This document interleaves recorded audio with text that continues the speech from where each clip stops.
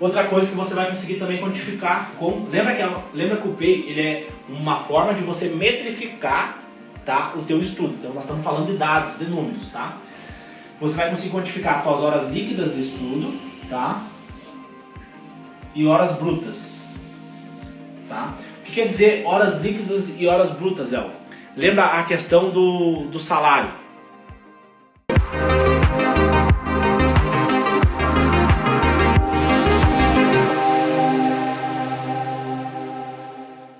O que quer dizer salário, né? Tipo, o salário, tem o salário bruto e o salário líquido. Então tem o salário lá como médico, tu recebe, tem que pagar imposto, tem várias coisas e tal, aí tem o teu salário líquido. Então o médico ganha lá 20 mil na prefeitura, mas daí tem desconto disso, desconto daquilo e tal, quando vê o médico ganha só 17 mil.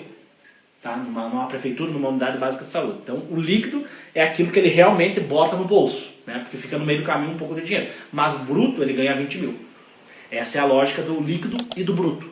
Faz sentido para você? Beleza? Então, muitos vestibulantes acabam tendo horas brutas de estudos. O cara mexe nas redes sociais, o cara fica brincando, fica vendo meme, e aí quando vê, o cara diz, eu estudei 12 horas por dia, eu passei em medicina estudando 12 horas por dia. Mas tu vai ver a hora líquida do cara mesmo, o tempo que ele ficava pensando, raciocinando, tomando decisões, estimulando o córtex pré-frontal dele para acertar questões, para pensar, para raciocinar o conteúdo, era baixo, entendeu?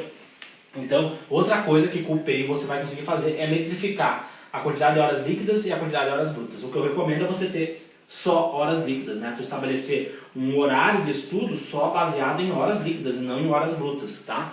Mas aí, por exemplo, eu teve uma fase que eu trabalhava e aí eu conseguia estudar só 4 horas por dia. Então eu acordava 4 horas da manhã, né? Fazia o meu ritual matinal, estudava das 5 da manhã até as 9 horas da noite.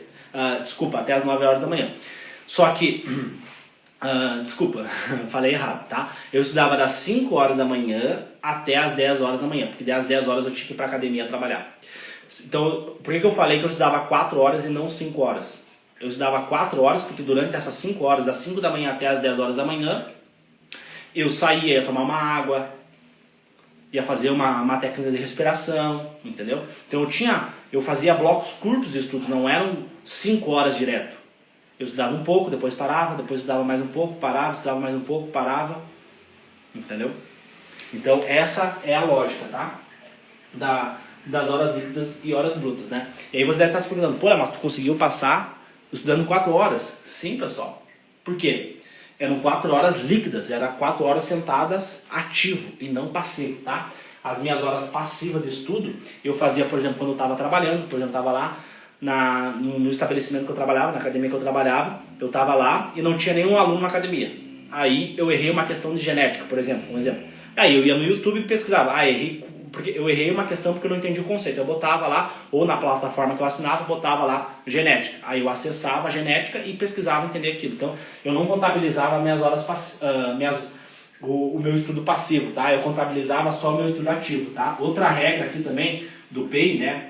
Regra não, né? Mas uma sacada para vocês é quantifica horas líquidas, não quantifica quando você é ativo, tá? Então as tuas horas vai ser quando você vai ser ativo e o passivo você não quantifica, tá? Eu não quantificava, ver videoaulas para mim era, não era estudo. Para mim era fazer questões, fazer simulados e corrigir esses simulados. Isso era ativo para mim.